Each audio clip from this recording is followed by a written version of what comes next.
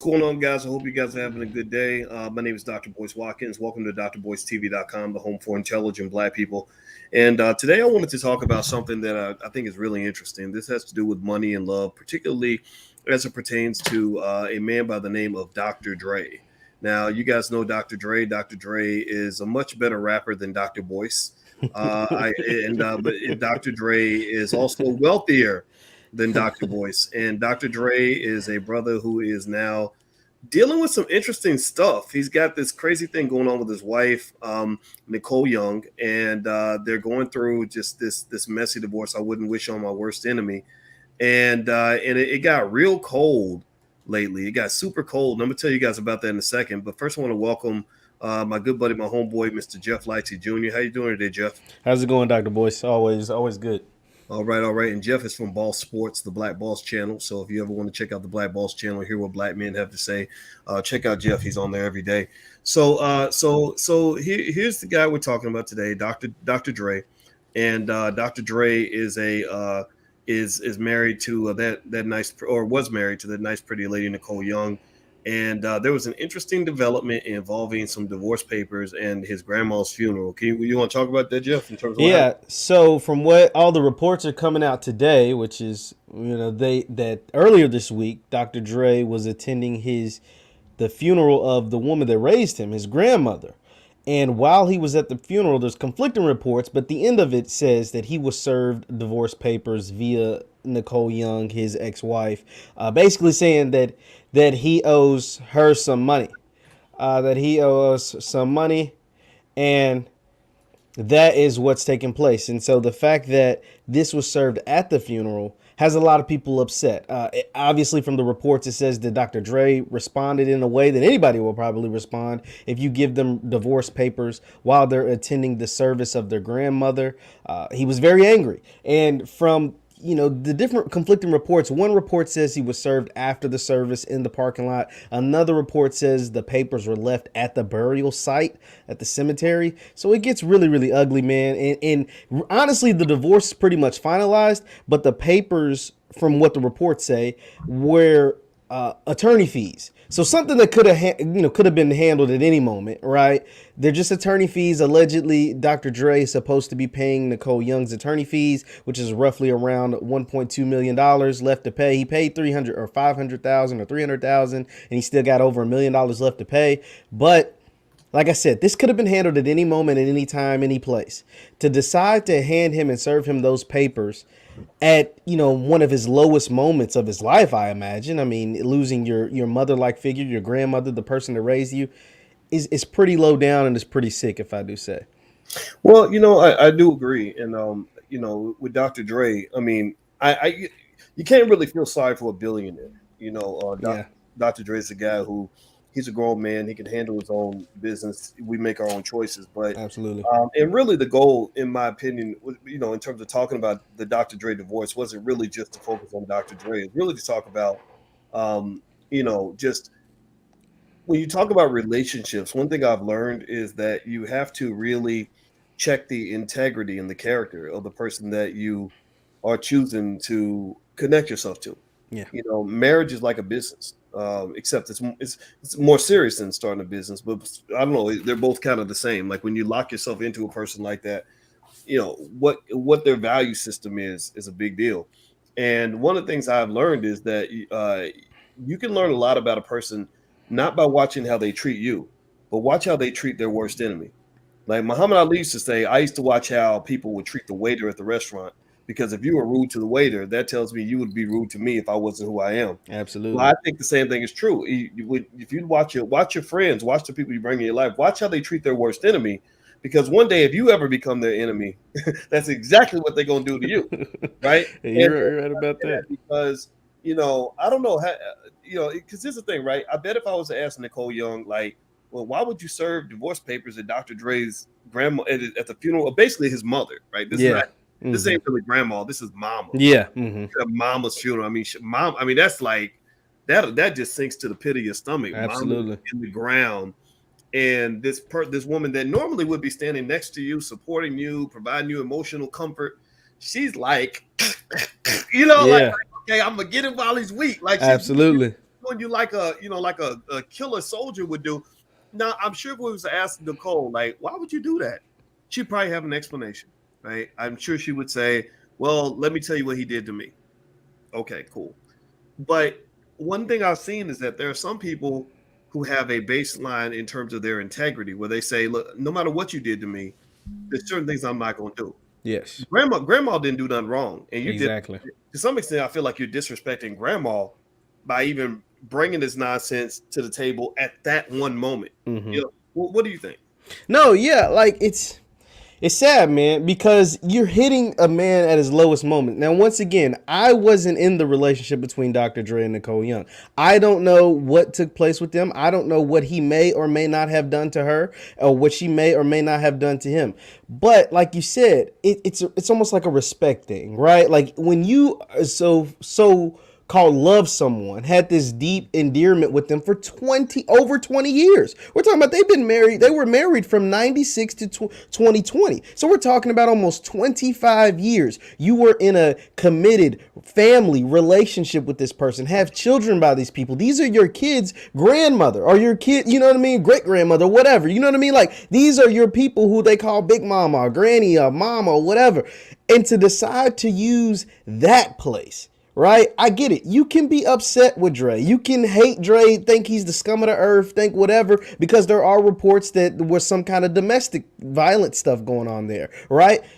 But still, this had nothing to do with him. This has everything to do with his mother or your kid's grandmother. You know what I mean? Like to do that and to stoop that low, I think is a different level of petty, is a different level of sick.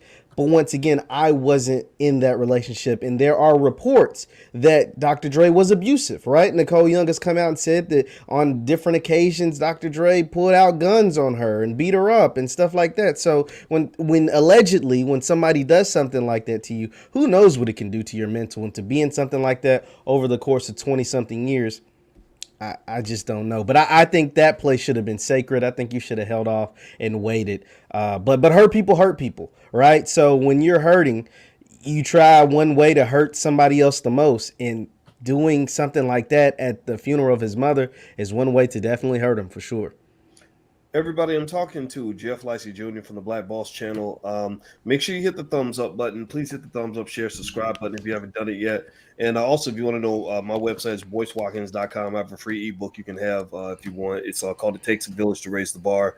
And it's a short book, but it's a book that lays out what I think what I think the Black community could look like if we do the right thing. And one of those 4 pillars, actually, the 4 things I focus on actually in their book is wealth, education, family, and community. And that I don't want to focus on that third word, family, right? Again, this is not about Dr. Dre. I'm not here to gossip about another man's relationship or speculate. In fact, I'm friends with Ice Cube, which adds another level of awkward, right? Because they know each other in real life. I never met Dr. Dre. But here's the thing, though. I think that, when you're talking about this whole family thing, this isn't the first time we've seen this kind of thing. We've seen people. What's always been fascinating to me, Jeff, about relationships is you'll have somebody that loves the hell out of somebody 1 minute. Like, just, I think they're the greatest. I die for this person. Don't you talk about my boo. And then the next minute, you're trying to kill each other. You're trying to literally destroy each other. And honestly, if you're telling me that you're trying to destroy, that your mortal enemy is a person that you used to love, that used to be ride or die for, that tells me that, in my view, you were never really ride or die. In my opinion, you were fair weather. Sure, they might have done things to you, but people disappoint us all the time. We get triggered. All of us get triggered all the time. I mean, my God, we're Black. There's all kinds of stuff there to trigger us. But I think we also make a decision about how low I'm going to be willing to go in order to defend myself, if that's what I think that I'm doing, right? Because I can even think about times where I was really hurt, really just. I mean, I'm talking about somebody just crapping all over you. Yeah. And I had to make a decision as a human being, like, okay, you know what? I'm not even gonna go there with you. I'm not even gonna, I done dealt with all of that. I mean, and really, I understand why she served the papers at the grandma's funeral. She probably had a hard time serving the papers before. I was about to say this. Find him in other places. And so somebody says, oh, I know he's going to be there at this time, so I'm going to show up with the papers then. I've had that happen to me. I have been sued by an ex. The papers were served to me at the like least convenient time. But let me just say this though. Even when people will come up and say, "Oh my God, I can't believe she did this to you. Like that was just brutal." What? Like, aren't you mad? I'll be like, "No, that's life. I mean, I'm gonna stay away. I'm gonna stay away from the person. I ain't messing with that person no more. But I'm not gonna become that person myself.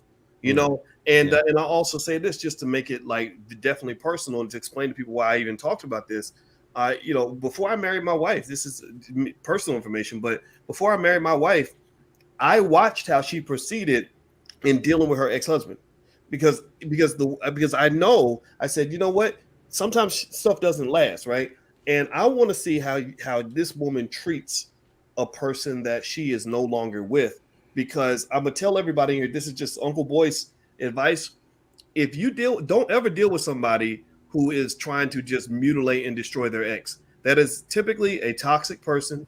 That is a person where when you on their good side, everything's great. You get on their bad side, they're gonna be trying to come kill you. They're gonna be coming stealing your money. They're gonna ruin your reputation. They're gonna do all of that.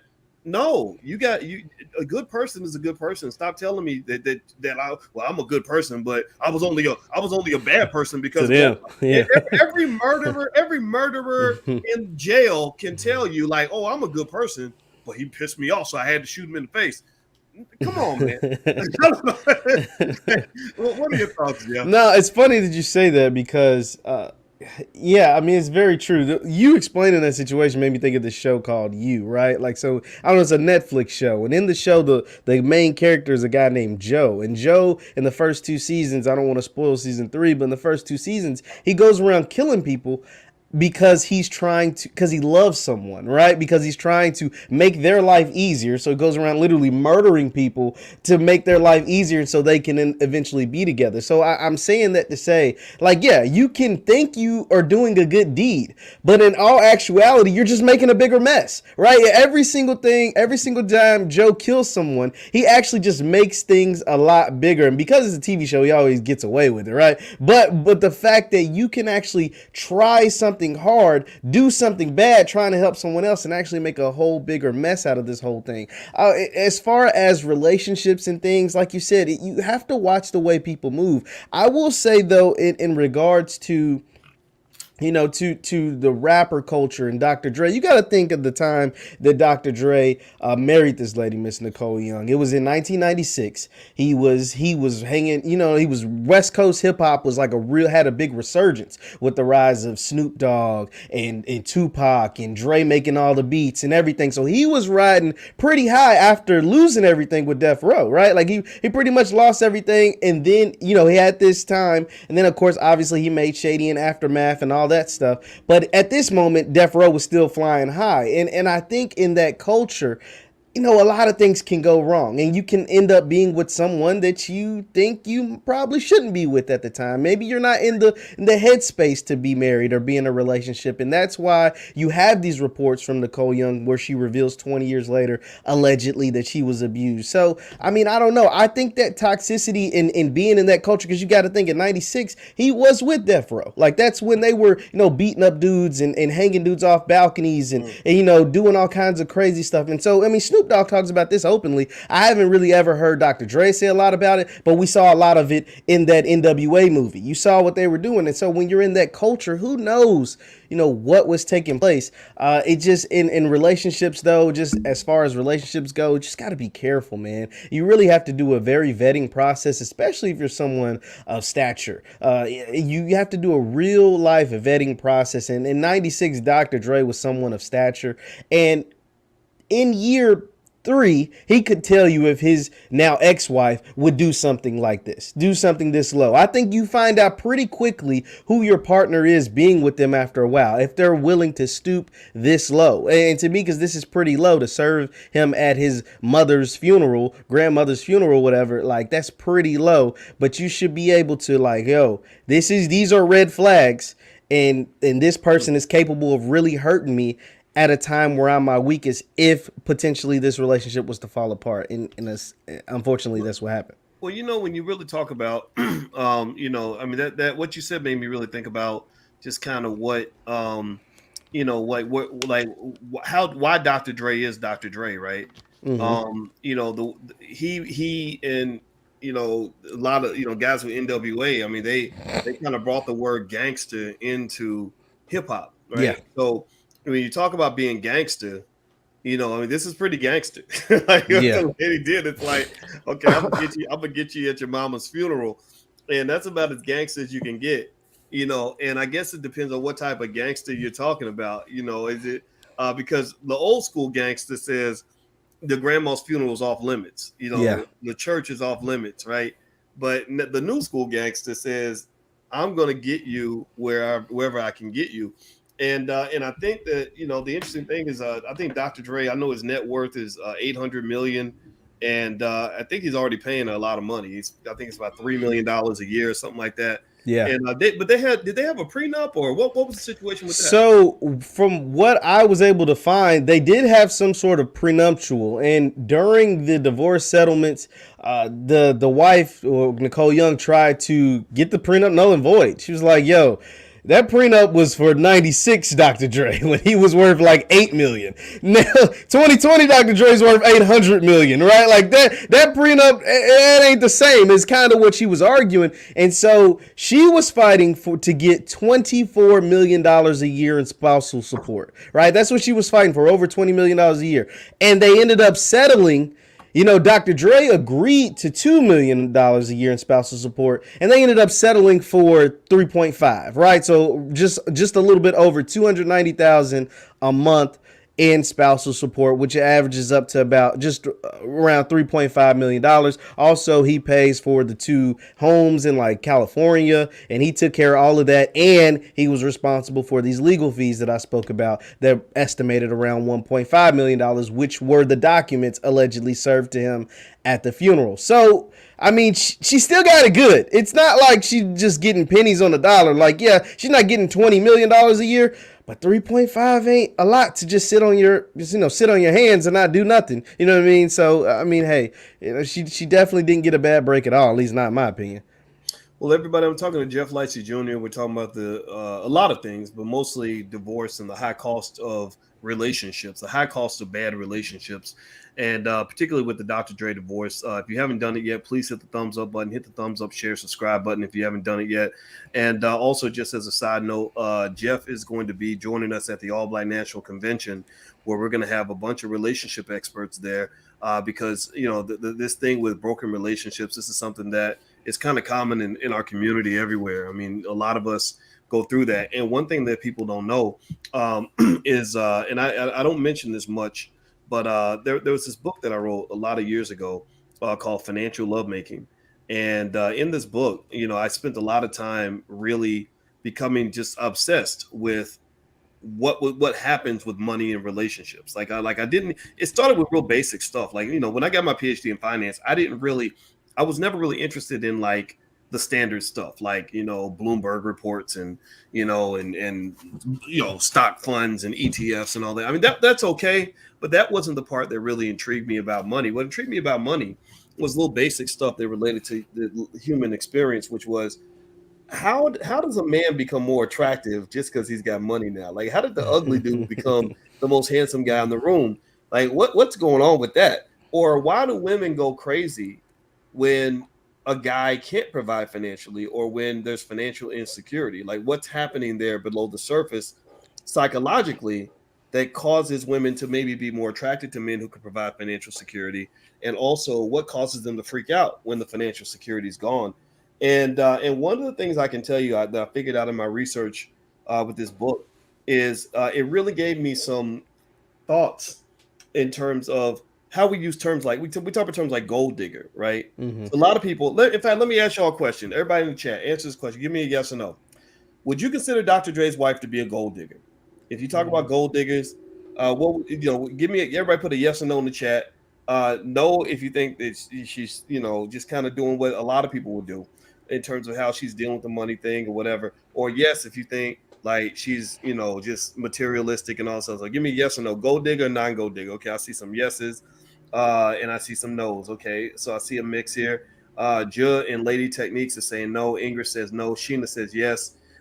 Miriam says no. Okay, So here's the thing. I'm not going to tell you what to think about whether or not this particular woman is a gold digger or not. I'll leave that up to you.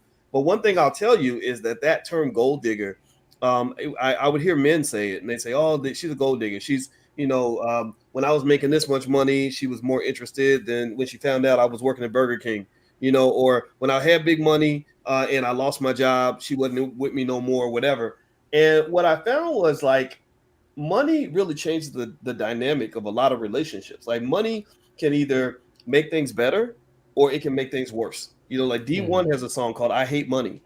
And it's a good song because he basically breaks down like how money can cause like people, best friends to start fighting. It can cause people to kill each other. It can cause people to sell their body, right? But then D1 at the same time, while he's a guy who has a song called I Hate Money, he also has songs like I Paid Sally Mae Back and No Car Note, and songs that talk about the importance of money and financial responsibility of money. And so how can you do that? How can you say I hate money, but then yet you seem to value money at the same time? Well, because I think he's recognizing that money is very powerful. Money is like it can either be the growth hormone for your relationship, or it can be the poison, right? And I think it depends on the person and their relationship with money and the dynamics of the relationship. So let me just say this: if you are Dr. Dre and you're worth damn near $1 billion, even 25 years ago, Dr. Dre, he wasn't close to being a billionaire, but that man had bank. He had big money. He was at the top of hip hop in 1996. He's still, a powerhouse today. And you marry somebody who ain't got a pot to piss in, don't you dare ever be fooled into thinking that the money is not somewhere in the back of their mind. If somebody's like, oh, well, she doesn't even notice how much money I have. Stop it. The money matters. It doesn't make her a gold digger. It doesn't mean she's scheming on you. But you'd be crazy not to think that somebody doesn't notice when you got more money than God, right? and so what happens when you have money is it changes how relationships work. Like when I started getting a little bit of money and I was dating, I was single, I was living my life, I found that ending relationships would be a little bit harder. When you got a little bit of money, because somebody's like, they're like, no, don't you go, don't go, please come back. Like, I need this, I need what you, whatever you were giving them, they're like, no. They won't give up the lifestyle. They didn't want to give up the lifestyle. You're an asset. It's like somebody losing their car, or you taking away their coat and it's cold outside. It ain't like a regular person walking away. So with Dr. Dre, I think all these things that you're seeing in terms of that relationship, and I say this because there's a lot of wealth builders in the room who are going to have a lot of money. With his relationship, I see a lot of things happening that probably wouldn't have happened if there wasn't so much money involved. Like signing the prenup, right? Like, okay, yeah, I'll sign the prenup, right? Which is cool, right? Me and my wife signed a prenup. Prenups are fine. But then in the divorce saying, oh no, well, that prenup I signed, that's old, yeah. Right? And it pisses you, it will piss me off. It'd be like, wait a minute, we made an agreement. You signed the damn thing. But no, when you're talking about big money, the rules always change. And that's the thing I learned, like when I was working on that book, was I was so fascinated by how money just can either make things better or it can make things confusing as shit. And that big financial, they call that the term in nature is dimorphism, where one person is way up here and the other person is down here, right? Where their sizes are not the same. That can create a lot of economic awkwardness, which might be an argument as to why a lot of times you'll see people that got a little bit of money, they want to hook up with people that got a little bit of money. So so for example, if a woman comes on the Kevin Samuels show and she says, I make 100,000, I want my man to make 100,000, right? Sure, you can debate that all day, but maybe there's a logical reason why she might want him to be somewhere near his level, because if he's not, she'll end up feeling like Jill Scott felt when she tried to walk away from that garbage man she married, or whatever the hell he was. And he was like, baby, please don't go. Like the song, what was that song? I'm staying. Right? I don't want to be free. Yeah. Dream Girls from Dream Girls. Yeah. I said a lot. Go ahead, man. Sorry. No, that's very true, because if you don't think like that, you end up in situations like this, alimony, spousal support, things like that. Like if this Nicole Young lady was, I mean, granted, it's hard to be a billionaire, right? Like, I mean, it's not just like every day everybody can just pop up and be a billionaire. But if Nicole Young lady was worth $50 million, $100 million, this conversation would be a lot different. Like, we wouldn't be talking about her, trying to get, $1 million to pay for her attorney fees, serving them at his mother's funeral, his grandmother's funeral. Like I think this is conversation. I think if we use Jay-Z and Beyonce, for example, if they ended up splitting up, I don't think this kind of pettiness would be taking place, because both of them, before, during, and even potentially after, would have a lot of money to their name. And one thing I learned from you, Doc, and I'll say, being on some of the panels we've done and talking to you, is that marriage is a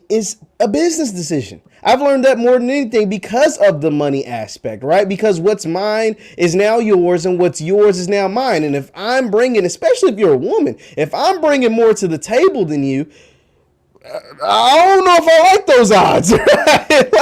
like you brought up Kevin Samuel, and then the ladies be like, "Yeah, I make 100,000 a year. I want my man to make 100,000 a year." I ain't mad at him, because at that moment you're gonna, like, without even trying, you're going to emasculate your man if you make more money than them, and y'all get into an argument, right? If a fight breaks out, if y'all end up wanting to break up, you're gonna say something either demoralizing or emasculating, simply because you know that you're the breadwinner. I mean, I hate to say it, it's just the truth, though. So, like, that is like something that we definitely have to learn when we're considering these long-term relationships, or considering marriage, when we're considering these things. That, hey, like, you have to be able to provide for your family. You have to be able to provide for your significant other, because if you don't, then it could get really, really ugly really, really fast. You don't got to make $1 billion for something like this to end up being emasculated or demoralized or get your feelings hurt by a woman because you ain't bringing enough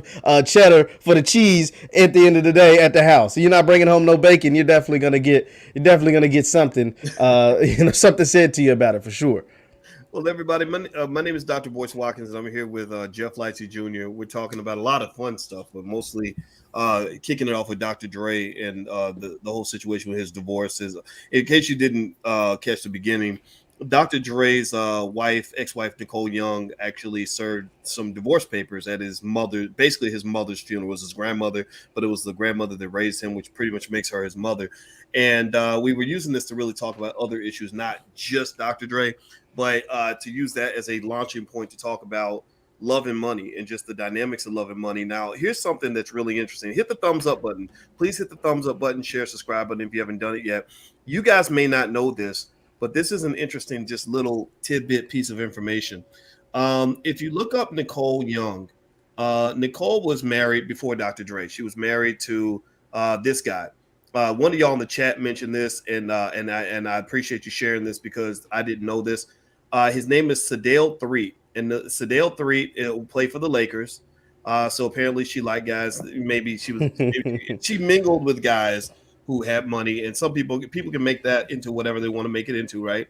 And apparently she left him to be with Dr. Dre. I don't know what the details of that are. They said in a letter in 1995, Dr. Dre said, "Hopefully you're doing." I'm saying my Dr. Dre voice. Hopefully you're doing well, and you realize you need to quit fucking with Sadale and come home to your doctor. I'll take care of you, baby girl. Right? So that's what he did. So she left, and she came home to the doctor, and she that's a terrible Dr. Dre imitation, but that's the best I can do. And they got married, and that kind of is the appeal, right? You got the big money, you're the big man, you got the big power. We like to flex, like men. We like to say, "Hey, I got the biggest everything. Come over here. I'm gonna take care of you, girl." And but they also have that saying: "The heavy what is it? Heavy is the head that wears the crown." That wears the right? crown, yeah. So, or in economics, they call that the winner's curse.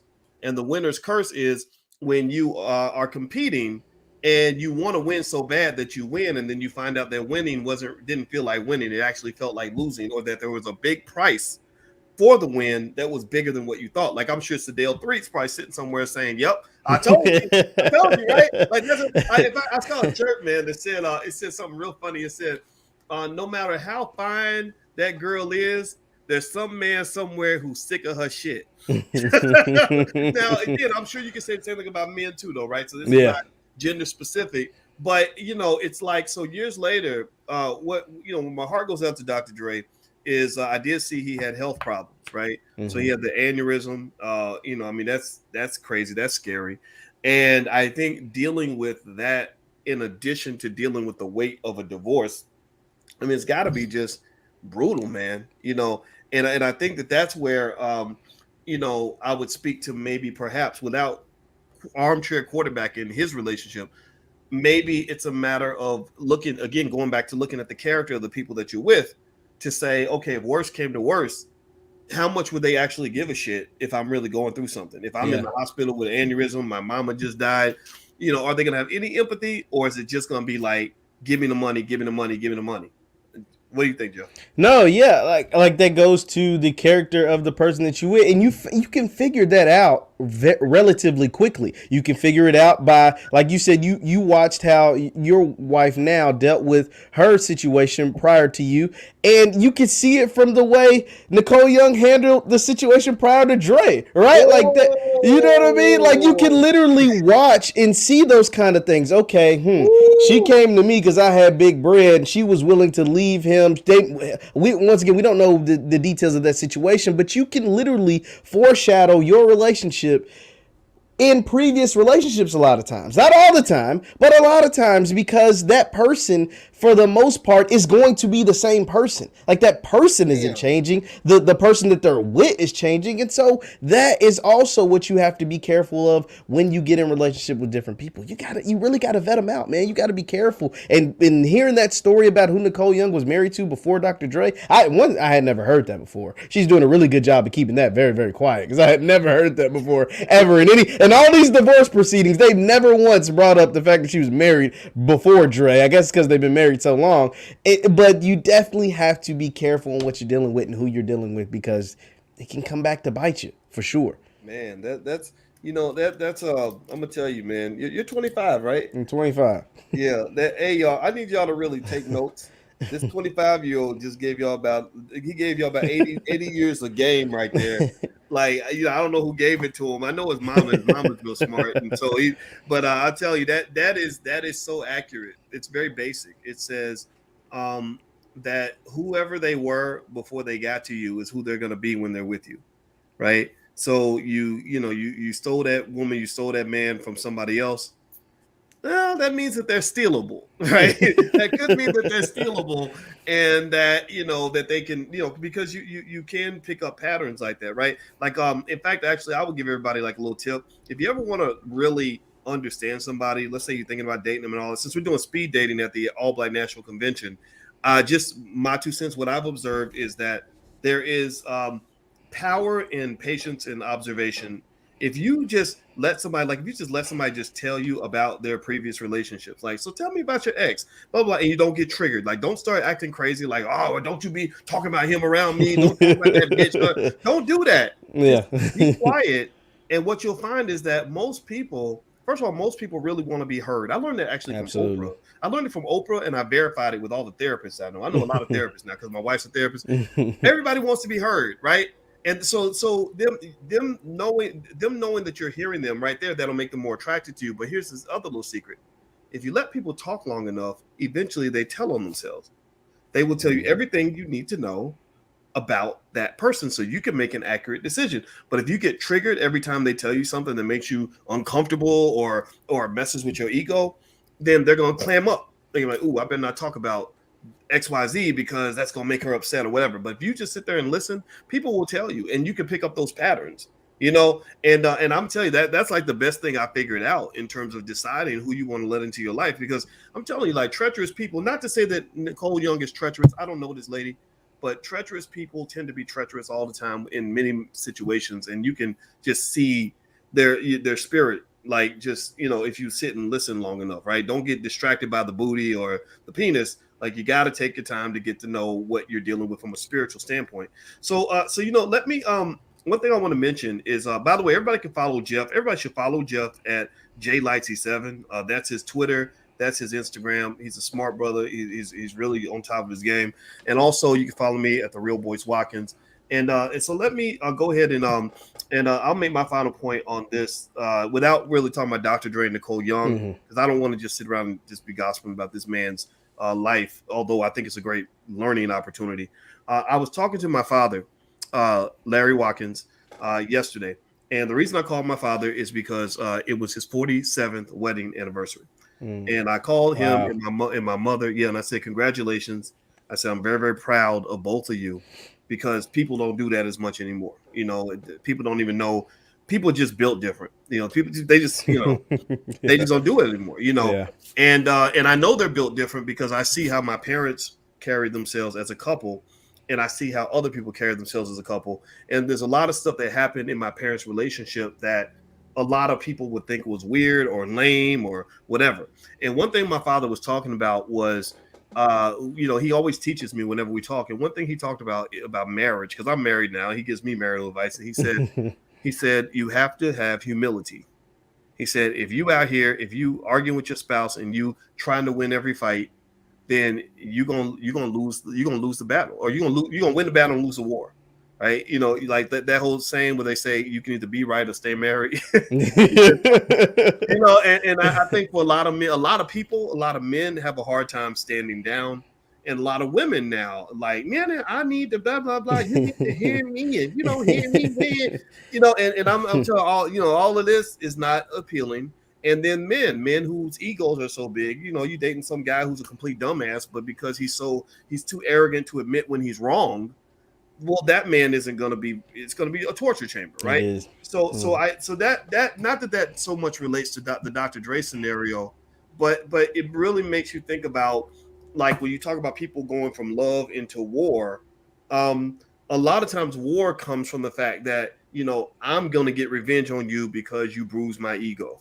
Oh, no, that son of a bitch didn't know that MF didn't do blah blah blah blah, right? And then next thing you know, you end up both looking crazy, right? Hmm. So anyway, I'm gonna let you get the last word, Jeff. Do you have any final thoughts on any of this? No, just like you said, marriage and relationships and all that kind of stuff, and you have to. I mean, it is, especially if you get married. It is almost like a business transaction, like it is, because as you see, Dr. Dre, it's costing him millions and millions of dollars for a very long time. But also, know that you're getting into it for the right reasons. You have to be able to be careful, and I think what your father said. I mean, he would know. He's been married 47 years. What he said is true. Like, because I find myself, I'm in a relationship, and I find myself sometimes trying to be like, oh, there's big masculine man, but at times I have to sit back and realize, yo, I'm wrong, man. It's okay to be wrong. It's okay to be, humbled. Not she's not sunning me, but she's letting me know, like, yo, you were wrong in an instance, and it's okay to apologize. You ain't gotta apologize to everybody, right? But it's okay to apologize to your woman. It's okay to make up to your woman. It's okay to be nice to them. Now, I ain't telling you to go out and apologize for everything, but to your woman, that is acceptable, and that's something that I've definitely have learned throughout the process of my relationship on my own, for sure. Yeah, and I'll tell you what. I see some comments in here that are completely valid, that should be heard in terms of. I see Doretta's comment about, if she was a gold digger, she wouldn't have waited 20 years to divorce. We don't know Dr. Dre behind closed doors. I agree 100%. Right? There's other sides to the story. Michelle A did a whole film about Mm-hmm. what it was like dating Dr. Dre, and there are people that might say what they're going to say. But the other thing too, though, about accusations. You right? He said, she said in a relationship. I don't like taking sides on that, because I'd like to hear his side of the story too. Mm-hmm. If you're talking about, okay, well, he's abusive. Well, you know what? There's a million people out here saying my spouse was abusive, and in some of those cases, there was no abuse. In some cases, someone will say, well, he was emotionally abusive. Well, what did he do? Well, I wanted a Gucci purse, and he told me no. Like literally, you'll have people that'll think you're emotionally abusive because you don't put up with their bullshit, Yeah. right? So what I have found is that rather than trying to sort through who the bad guy was and who the good guy was, I think it's better to kind of just say, generally speaking, here's some tools for having healthy relationships in general. Anybody who's watching this, anybody who's in a relationship or thinking about getting a relationship, let me just throw out some Uncle Boyce advice, if I have your permission to do so. Quick Uncle Boyce advice: get you some help. Go. They got therapists out here that can give you tools where you won't be trying to kill each other. You're supposed to love each other, right? You're having sex, you're invested in each other big time. You're making a bigger investment in that person than you'll ever make in any stock that you'll ever own, any piece of real estate, any business. There's no business you'll ever invest in that you're investing more than you invest in your spouse. So take care of your damn investment. Take care of your relationship. Get some skill sets. We as Black people are so triggered and traumatized. We done been through so much shit that we treat each other like shit. We re-traumatize each other. We abuse the hell out of each other, and then we end up apart and alone and separate because we didn't take the time to actually figure out certain little things, basic things that are available widely on the internet, like conflict resolution, how to just even communicate with your partner, how to overcome your differences, right? So treat your relationship the way you would treat going to school. Like none of y'all would ever try to become an accountant without going and taking accounting classes. Like Jeff's mama is an accountant, and she took a lot of classes to learn how to do accounting properly. That's why she's very successful at what she does. Well, if you're talking about your relationships, which is more important than your job, why not go get trained on that? Stop trying to wing it. We go to school, we learn so much crap that we never use for the rest of our life. I think every kid needs to go to school and learn how to just get along with other Black people. Like here are the ways you get. I think shout out to actually Russell Simmons, who I think he did that. He actually was going to school districts and getting kids to meditate so they wouldn't fight and want to shoot each other and all that, and it was working, right? So learn the skills to get along. Everybody in here is B1, which means that you think different. You want to do different. You want to operate here, play above the rim. The number one way to do that is learn how to form healthy relationships. And that ain't something that's always going to come naturally, because if you're anything like me, you've probably been traumatized. As a kid, I was traumatized. My daddy wasn't there, saw violence. People I love went to jail, and friends got shot. Just all these terrible things happen that can cause me to just pop off, right? And so I had to sit down with some people that could help me control that so that I can learn how to stay focused on the big picture. So get out of your own damn way and get some help so you can find that right person, and you'll show up as the right person. And then you can identify the right person, and then y'all can show up together and build that empire you're trying to build. Cool? Y'all got it? Makes sense? Give me a yes to that makes sense. I hope that we got it. We definitely got it for sure. Well, thanks a lot, Jeff, man. It was great talking to you, brother. Appreciate it always, Doc. Yeah, all right, so everybody, this is Jeff Lightsey Jr. Let me give you Jeff's social media. It's JLightsey7.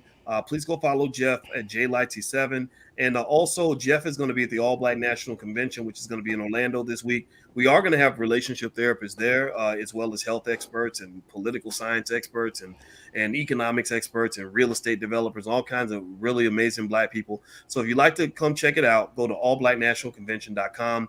That's allblacknationalconvention.com. So I'm out of here, guys. Have a good day. I'm about to go take me a nap. Love you. I'll see you soon. Take care. Peace.